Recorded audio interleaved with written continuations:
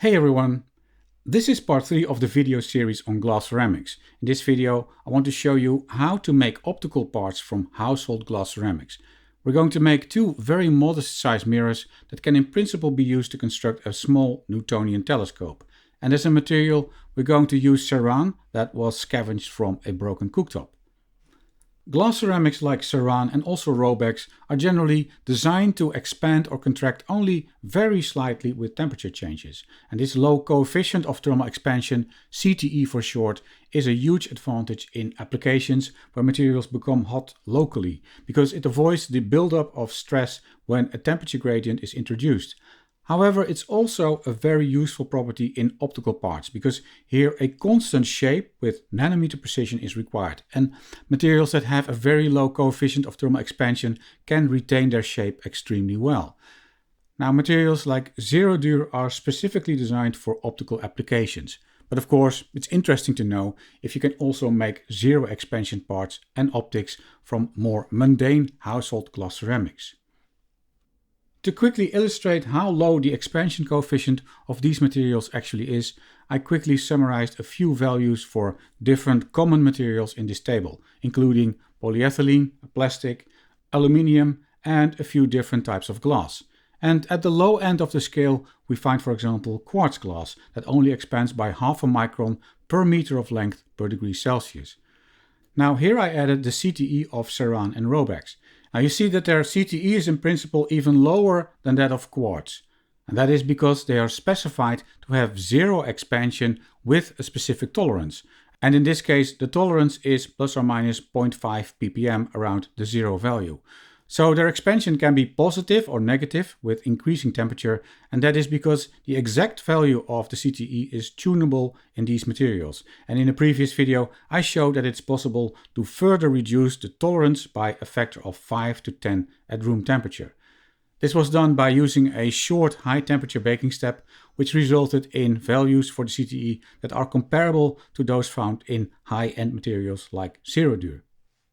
So, using the method discussed in the previous video, I made several round discs of this modified Ceran and Robax, which have a diameter of 85 mm.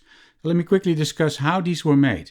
Ceran and Robax plates were first bonded to sacrificial glass using blocking wax. The discs were then cut using a hollow diamond drill. By the way, the sacrificial glass and the blocking wax are there to prevent the glass from chipping at the edges. After drilling, the discs were deblocked by heating the wax to 80 degrees Celsius. They were then cleaned and baked in the small dental oven at the appropriate conversion temperatures, and this then resulted in these round discs that basically have a CTE of 0. They are roughly 4 mm thick, because that's the thickness in which Ceran and Robax are typically manufactured. Now, these discs aren't very flat and they look kind of ugly, and they have prints on the surface and all kinds of scratches from previous use. In addition, Ceran also has this regular bump pattern on the back designed to improve impact resistance, so this of course needs to be removed. I found that after the baking process there was also a slight curvature in these discs of around 100 microns. So to achieve a high level of flatness on both sides of these discs we have to do some grinding and polishing. For grinding glass I generally take a large glass or metal disc which I've checked for flatness. I then put some silicon carbide grit and a bit of water on the surface, and I grind the object against the larger surface until it becomes uniform and flat. I decided to start at grit 220, which is fairly rough. Here you see how that works out for the bumpy side of the Ceran. During grinding, the bumps slowly fade away in a matter of minutes. On the other side, the print pattern is quickly removed in the same way, and this then results in raw grounded discs. Here's a comparison of an original disc and one that was ground.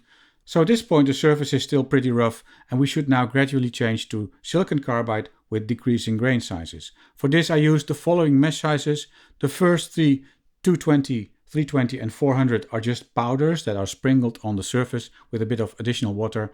And the last 4 grain sizes, so 600 to 1200 mesh, are suspensions, because these are a bit easier to handle than these very fine dry powders. The main thing to remember before going to a smaller grain is to make sure that any larger pits from previous grain sizes are completely gone, because if these are still present they will be very hard to get rid of later in the grinding process. And the best way to check for the presence of deeper pits is by careful examination under a microscope. Here you see how the surface structure changes when viewed through the microscope after each consecutive grain. And when you arrive at grain 1200, the surface roughness of the glass is really greatly reduced compared to the original surface ground with 220. As for the duration of the grinding steps, you don't need to grind for very long. I would say that somewhere between 5 to 10 minutes per grain size will suffice, as long as there is good uniform contact over the full surface during the grinding process. So after grinding, we have made a smooth matte surface that is relatively flat. But because we want to make optically flat surfaces, we want to make them quite a bit flatter and smoother, which will require optical pitch polishing. For this I use an angular machine that I built from an old low PM500 polisher. The pitch lap has the shape of a ring or a donut, and you polish objects flat against the rotating pitch ring. If you want to know more details about flat polishing using angular polishers, I've made a full video about this subject. The top of the pitch surface has been pressed flat by a granite plate of the same diameter as the ring. Since pitch has a very high viscosity, this requires pressing overnight, and this ensures that at the start of each polishing day, the top of the pitch surface is also very flat. So right before polishing, the flat granite plate is removed. If you look at the pitch surface as a whole, it doesn't really look flat at all. It actually looks kind of rough, but the grooves in this surface are basically like the profile on a car tire. They are present to allow for the polishing suspension to be able to flow away and create close contact between the sample and the top surface of the pitch where the abrasion takes place. And this part of the pitch lap is in fact very flat. The principle here is of course that by rubbing parts against this surface in the presence of an abrasive such as cerium oxide, their polished interfaces will also become very flat eventually. The only other thing that we need is something to hold the ground disc correctly against the pitch. For this I use these granite rings that can hold a disc of aluminium sheet metal. In the aluminium sheet we need some holes that can snugly hold our glass ceramic parts, so this requires a bit of handiwork. The sheet with the holes is hot glued to the granite ring and allows the glass ceramic discs to be pushed around with a very low point of attack, and the latter helps to keep them flat during the polishing process. So here is the end result with some discs in it for illustration. The granite ring with the aluminium sheet is held in place on the pitch ring by two wheels mounted on a linear rail that allows it to spin freely. The position of the wheels can be adjusted inwards or outwards to move it to a different radius on the pitch lap. And if there's good and uniform contact between the granite ring and the pitch lap, it will rotate with the same and constant angular velocity as the pitch ring. Then of course it's time to place the fine ground glass ceramic discs in and apply a bit of uniform pressure using weights. And it's crucial that pressure is distributed evenly over the surface of these parts, since they're actually quite flexible on the nanometer scale. And that is of course where we're heading with these. And now it's time to relax. Need to go somewhere? No, you don't. Making optics takes time. Every now and then it's good to reposition the sample to another diameter on the pitch slab. In the meantime, you can read a book or wonder about fundamental questions, like, for example, what empty space is made of. I've mounted a sodium lamp on the pitch polisher to be able to quickly check for the flatness of the parts. And this is simply done by placing a test glass on the discs and check that the fringes observed are as straight and uniformly spaced as possible. By the way, here's a quick demonstration of how flexible these discs actually are. Now you can observe fringes in this way after as little as 10 minutes of polishing. However, for the total polishing process to be complete requires about 6 to 8 hours of continuous polishing. Why so long? Well, because we need to get rid of all the surface structure and pits that resulted from the grinding process. And removing the deepest pits can take quite a bit of time. Again, you can only see any remaining pits under a microscope, at least when you're at my age. So here's a demonstration of how the concentration of pits in the surface changes during the polishing time as viewed through a microscope. And this is the end result of the polishing. I ended up with these polished discs that are flat within a few hundred nanometers peak to valley over the full surface. I also checked the surface roughness with white light interferometry and it's fairly smooth. In these graphs you can observe that on a total scale of 0.18 mm, the surface roughness is in the single-digit nanometer range. As promised, we're going to make the optics for a Newtonian telescope from a few of these, and for this we're going to use the 3 Ceran discs. So let's take a quick look at the layout of a Newtonian telescope. Here's a schematic cross-section. It's a very simple design. It consists of a parabolic primary mirror that can project the light from a point at infinity to a point at proximity. A flat secondary mirror placed under 45 degrees reflects the light and creates a focal plane under a 90 degrees angle. And the idea is that we can then place an eyepiece or a camera here and then take a look at the image created. Now I just demonstrated that discs of this size and thickness are relatively flexible. They are flexible enough to deform under gravity at the nanometer scale. And currently the discs are 85 mm in diameter and around 4 mm thick, which means that they have a diameter to thickness ratio of around 21:1, which is generally considered to be too thin for telescope mirrors. For precision optical flats, a 1:6 ratio is required, but for this particular project that is a bit overkill. My personal rule is that you need around a 1:10 ratio, which in the case of glass ceramics will be stiff enough to be used for a telescope mirror, assuming of course that it is supported correctly. So for the primary, we'll bond 2 discs together in order to achieve around a 1:10 ratio. For the elliptical secondary it's simple, because we're just going to cut out a much smaller area from the original disc, it will automatically be in the order of the required 1:10 ratio. By the way, it's good to be aware of how thickness and stiffness are related. If you have a plate and you make it twice as thick, it becomes 2 times stiffer perpendicular to the thickness increase. But for configurations where bending is involved, like in this case, increasing the thickness by a factor of 2 makes the object 8 times stiffer. And under torsional forces, this factor can even be as high as 16. Of course, the weight of the object itself also increases with thickness, but the stiffness you gain outweighs this weight contribution by far, as for the deformation that takes place, for example, under gravity. So let's start with what appears to be the simplest task to achieve, which is making the secondary.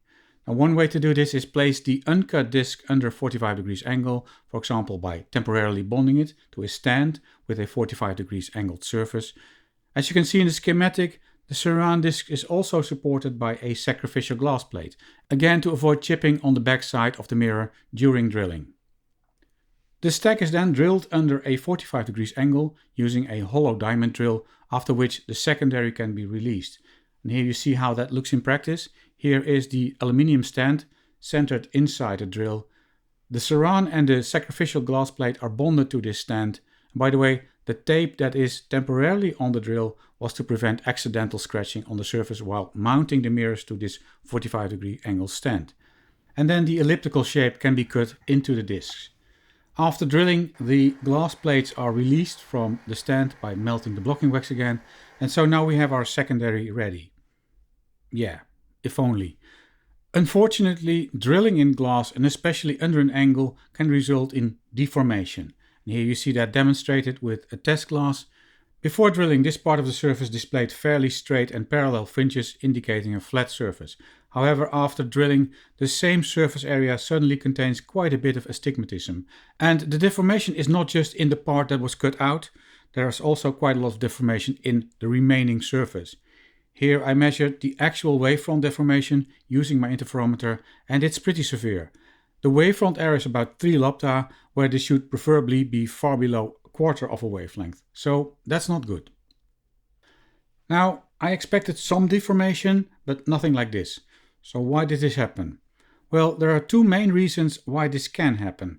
One is the introduction of stress by the drilling itself. Diamond drilling in glass results in what we call subsurface damage, small cracks that have propagated into the material, and these create compressive stress in the material. Why? Well, simply because a crack takes up more volume than no crack. Also, the surface in these cracks tend to absorb water, which makes them even wider, and especially a diagonal cut like this can introduce asymmetric stress and deformation. Mind you, we're talking about submicron surface deformations here. But by removing the subsurface damage, we can also remove the stress that comes with it. So if we fine grind and polish the sides of this mirror, we can remove this stress and remove the deformation. By the way, this is also the reason why in really good and expensive optics, the sides are often polished. Unfortunately, when I tried to do this with the secondary, it made very little difference in the surface shape. So subsurface damage is not the main cause for this deformation. Another possible cause for the deformation could be that the material itself contains some internal stress. And in that case, the introduction of a cut can release some of that stress and will also lead to deformation. What I noticed earlier was that the discs were slightly morphed after the baking step. And what I suspect now is that the rapid cooling down after the baking step introduced a lot of internal stress into the discs. So in retrospect, it had probably been a better idea not to do this baking step to decrease the CTE even further and to settle for the standard values of Ceran. That would have also saved me quite a lot of time and work. Anyway, currently the only option to make this mirror better is to try and repolish the surface. Polishing a mirror containing edges at a 45-degree angle is actually not trivial at all, because contrary to an object that has perpendicular edges, the angled sides do not allow you to push it around without changing the surface pressure at the pitch interface. When pushing from the right in this image, the object will experience higher surface pressure, which leads to a higher abrasion at the right side. And something similar happens when you push from the left. So the solution here is to adapt the sample holder such that it only holds the mirror on the minor axis. For this, I cut out two small sheet metal arms that can be hot glued to both the aluminium plate and the mirrors. So this mirror can now be pushed around without the effects of the 45 degrees angles and can be polished in a similar fashion as previously. But to achieve a more or less uniform pressure, it's essential in this case to also add weights on top of the mirror, because the arms themselves can also slightly lift the mirror because it's so light. Now after again an hour of polishing, we can easily see with a test glass that we got the surface in a much better condition. Using the interferometer, we can more accurately compare the shape before and after this polishing session, and indeed it displays a significant improvement. The peak to valley wavefront error drops from 3 lambda to around 0.5 lambda. But as you can see, there is still this bump in the center, which results in a rather poor strail ratio when compared to a flat surface. So the strail ratio is now 0.34, where it should ideally be 1. However, we're actually in luck here. So if you look at the type of error in the surface, you see that it's mostly an elliptical bump. And due to the specific configuration where the surface is placed at a 45 degrees angle, this particular aberration with the remaining astigmatism can almost be completely removed by changing the focus of the telescope. So if we just remove the defocus as an aberration, we can already get the total surface shape within the quarter lambda wavefront accuracy. And when we remove the remaining astigmatism in the x direction, which I think we can because of the mirror's orientation, the remaining surface error is actually not that large at all.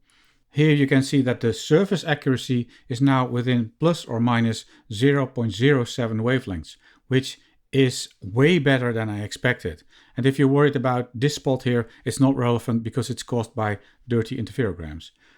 I agree it's not really a very posh mirror surface, but I'm going to leave it like this for now and turn my attention to making the primary mirror. As stated before, the thickness of the individual discs is actually too low to achieve a high stiffness in a single disc, especially if we have to mill a concave radius into it. So we need to bond at least 2 of these together to make a parabolic mirror that is close to the 1:10 thickness to diameter ratio that we want. But of course, we do not want the bonding to screw up our zero thermal expansion. Now, there are various ways to bond parts together. We could try to fuse them, but in this case, we'll just use the simplest option, which is to use glue. At first glance, using glue might seem like a really bad idea, given that most adhesives have a very high coefficient of thermal expansion. But if you use only a very thin layer of the right glue, say less than 10 microns, you can actually do this without any consequences for the CTE of the total stack. Since the discs are very flat, within let's say a few hundred nanometers, these can be bonded together using only a very thin layer of glue. That is of course when you work very cleanly and there are no large dust particles between the two discs. For bonding I used Apotec 301, a thermosetting epoxy. And this stuff is thermally stable up to 300 degrees Celsius. It becomes very hard and stiff and adheres to glass extremely well. It's also pretty expensive, but this is some that was left over from a previous project. The epoxy is way over the expiration date, but since it was kept cool in a dry and dark place, it's still working as expected. It's mixed in a 3.5 to 10 ratio, degassed and then applied to the surfaces. Then it was left to cure overnight and the next day it was baked for 3 hours at 80 degrees Celsius. And that's it. We now have our double thick disc that is about 8 times stiffer than the individual original discs. Next is to mill the correct radius on one of the sides. I had planned this mirror to be an f4. Now the diameter of the disc is currently 85 mm, but after centering it's planned to be 83 mm, and after adding a facet the clear aperture will be about 82 mm. So for an f4 this means that the focal distance of the mirror should be 328 mm, which means that the radius of curvature is double that value, so 656 mm. This of course is a piece of cake for a low spheromatic. This machine is a beast. 42 years old, but every time I use it, it still makes my day. Make my day. After the convex curvature is milled into the disc and it has been cleaned, you can see the tracks left behind by the diamond tooling. And this is also partly subsurface damage, which is quite deep and needs to be completely removed during the grinding process. I also made a glass counter tool in which I milled a convex surface with the same radius. It's slightly oversized with respect to the mirror, but this is intentional because that makes it somewhat easier to create a nice spherical surface and to do corrections. So by grinding these two together we can create a smooth fine ground surface like we did before with the individual glass discs. And here we're also going through all the different grain sizes. For the radius of curvature I was aiming for 656 mm and I actually ended up with 655.8, so that's great. And this is the end result of the grinding, a disc with a smooth concave spherical surface. Under small angles it's already slightly reflective, but of course that's going to improve quite a lot in the next step, which is polishing. Polishing can of course be done by hand, but it will take a long time to remove the last bits. So it's better to leave this to a machine. But I would also like to make a remark here. So in this video you see me use all these fancy machines and you might think this could never be done at home. But that's not correct. All the mechanical processes I've shown in this video, except maybe the drilling, can all be done either by hand or with much simpler tools. And for measurements you can use Foucault or a simple bath interferometer instead of a fancy Zygo. It will just take a bit more creativity and maybe perseverance. But with all these machines I can afford to be lazy. So for the polishing I use this very nice second-hand machine. It has 2 spindles. The settings for each spindle can be accessed through the control panel, and for making the polishing strokes each spindle has 2 eccentrics available whose speeds can be individually controlled. The eccentricity of both can also be adjusted, and all of this allows for making spherical mirrors as well as pretty accurate aspherics like parabola. Now discussing the ins and outs of this particular machine would not be very useful since virtually nobody has one of these in their garage. Instead, I want to talk briefly about the essence of pitch polishing aspherics, because you can also use the same method when you polish a mirror by hand. So let's quickly take a look at the difference between a sphere and a parabola. Here I've schematically drawn a cross-section of a spherical surface, and because it's a cross-section, it's just a part of a circle. But since a spherical surface is centrosymmetric, we only need to consider a single cross-section here. Now, just for reference, I've denoted the function that can define a spherical shape. So x defines the radial distance to the optical axis, and y is the elevation of the mirror surface at distance x. So what you see in this formula is that there is one additional parameter, and that is r, which is the radius of curvature. And since this is a sphere, the curvature is of course the same everywhere on the surface. Now here's a parabola with the same radius of curvature in the center as the sphere. For this parabola, the shape can also be described using a formula that contains a radius of curvature, but this surface curvature r is only found at the vertex, so here at the lowest point. And what you notice is that as x increases, the parabola starts to deviate from the sphere. And the radius of curvature at the surface becomes larger as we move away from the center of the mirror. If we want to make a parabola that, according to these two formulas, has the same radius of curvature as the sphere, we could remove more material closer to the edges of the sphere and basically leave its center untouched. But one disadvantage of only removing material at the outside of the mirror is that this part contains a lot of surface area. So if you want to create a parabola in this way, you need to polish off quite a bit of material. Now, for a small mirror like this, it's really not a big deal, but for larger mirrors, this is definitely a consideration. Anyway, instead of removing material at the outer diameters only, what we can do is also settle for a parabola that has a slightly shorter radius of curvature than the sphere that you start from. And in this case, we only have to deepen the center of the mirror a bit, which requires the removal of much less material. And in addition, it's also a relatively easy procedure to perform in practice. So let me explain how you can make a parabola from a sphere using one simple polishing stroke. The method uses the mirror on top configuration, so the mirror is placed on a pitch tool. Here's a schematic where we look at the configuration from above with a tool that rotates slowly. We place a mirror on top and we'll start by making a short linear stroke.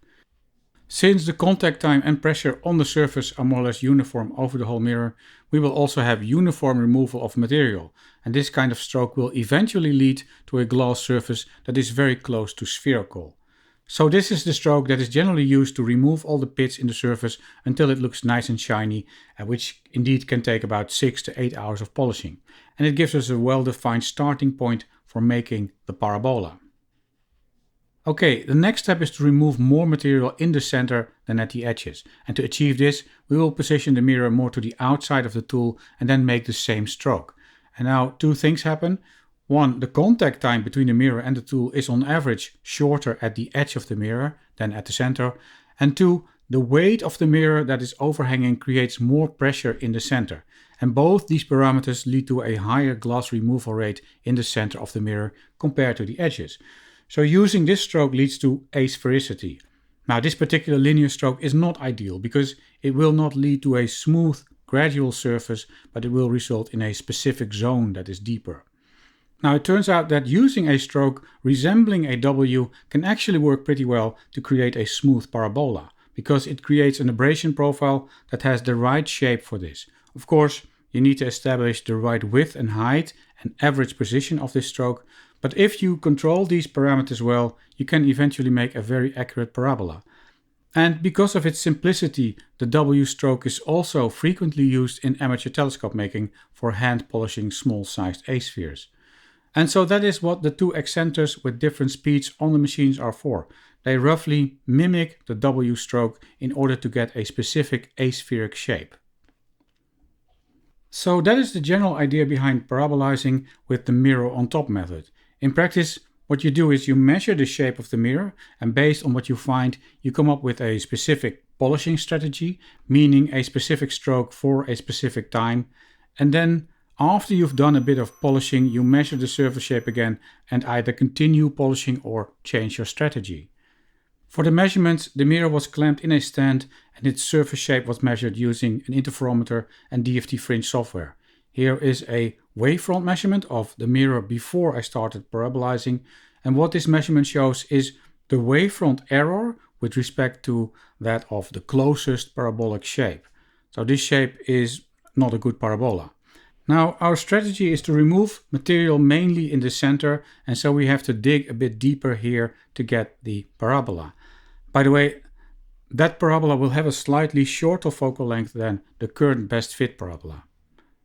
So after the first few polishing sessions, I saw some improvement in the values of the strail ratio and the best fit conic, but things were going pretty slowly. So I got a bit impatient and decided to bring the mirror more to the outside of the tool to focus on the center.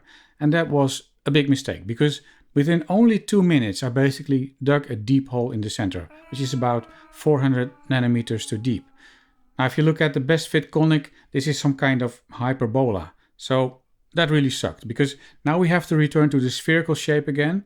However, after polishing for a while towards a more spherical shape using a more or less linear stroke, the hole was gradually removed again, and now the surface came close to an accuracy that is better than a quarter of a wavelength deviation from a best fit parabola. Now this is the final result I settled on. The remaining error in the mirror compared to a parabolic shape is mostly trefoil astigmatism, which is due to the way that it's currently held by the clamps in the interferometer. So that is actually nothing to worry about. Now the other main error feature is this little bump in the center. In practice though, the light path here will be obstructed by the secondary. So if we neglect that part of the mirror too, we end up with a strill very close to 1 and a best fit conic of virtually -1, so it's almost a perfect parabola. For me, this result is completely acceptable, especially since this is just a little hobby mirror. Okay, so now we have 2 zero expansion optical parts that can be used for building a Newtonian telescope.